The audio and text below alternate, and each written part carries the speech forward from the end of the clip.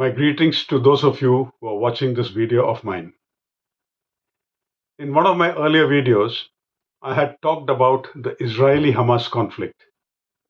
This was in early November or thereabouts, just at the start of the conflict. It could be accessed on my YouTube channel. In that video, I had forecast significant strategic ramifications on the future trajectory that this conflict may take, as well as certain obligations on all parties to the conflict, which could possibly have minimized the enormous pain and anguish that has now sadly come to pass, especially on innocent civilian populations on both sides of the conflict. However, this video today is of another serious situation that is fast unfolding closer home on our eastern flank. This is with reference to the political crisis in Bangladesh, a country which otherwise was on an enviable growth trajectory. The build-up of the Bangladesh crisis and scenario had been rather fast, with protests erupting across the country around June and finally leading to the exit of the Prime Minister from the country in early August. The agitation, which had been peaceful initially, soon turned violent and spread across the country, which compelled Sheikh Hasina to flee the country. After the resignation and exit of Sheikh Hasina, there were reports of unprecedented and increased violence, looting, and even targeted atrocities against minority communities and political entities. However, as I speak today, the situation seems to have been brought under control, some level of control, and an uneasy calm prevails with every potential of re erupting. Instability and anarchy in Bangladesh bodes ill for the security concerns of India and even that of Bangladesh.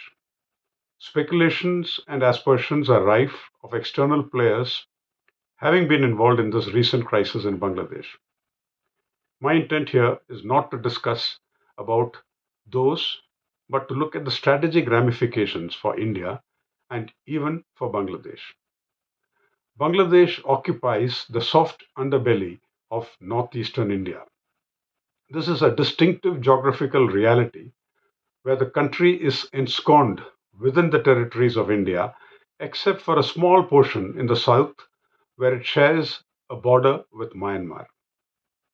Therefore, India cannot afford to have a crisis that goes out of hand and explodes further within Bangladesh, a situation that evokes stark memories of the dark days of 1971 in that country.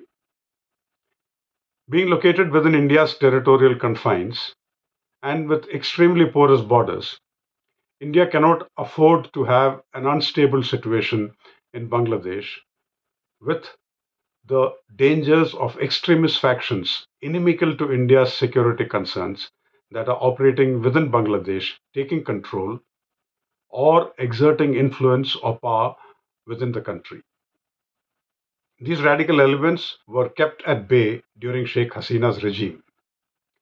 Also, India cannot have external players such as Pakistan, China, or any others muddying the waters further within Bangladesh that directly or latently poses grave threats to its security concerns, which then would become a red line for India.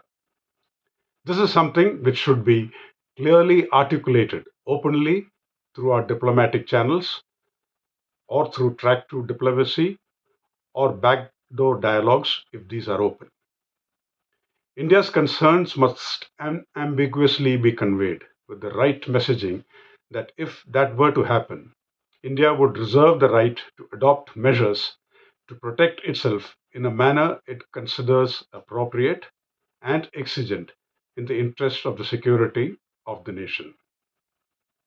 From a purely strategic standpoint, it would be extremely incumbent on Bangladesh that the interim government, duly assisted by the Bangladesh army, which incidentally is a very professional army enjoying cordial military to military relations with India, to stabilize the political climate in the country post haste, failing which anti-national elements and extremist groups are likely to take control and the situation going out of hand.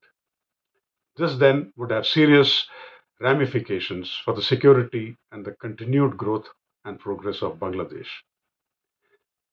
There are already travel advisories being issued by many countries, as also reports of flight of businesses from the country, especially the garment industry, which is the country's biggest revenue earner to India and nearby countries.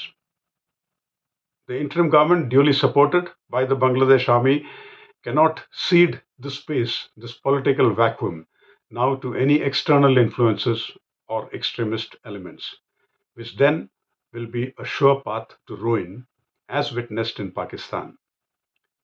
If the authorities in power now do not exert to bring things under control in the country would soon pass out of their hands and may become irretrievable, thereby making the interim government redundant. India should send the right signals of willing to work with the interim government, as also with whichever government that is duly elected and established in Bangladesh. India has already made these declarations in adequate measure. It should be able to follow this up honestly so that there is a stable government in Bangladesh and the internal security situation is under control. While these conciliatory and cooperative gestures and declarations are made suitably backed with display of honest intent, India should also remain prepared across multiple domains for any contingency that may arise that impacts the core security concerns of India and that of the international community in general. Thank you. Jai Hind. If you wish to get the text of this video, you could scroll down and click on the transcript, which will give you the Google generated text. Once again, thank you and Jai Hind.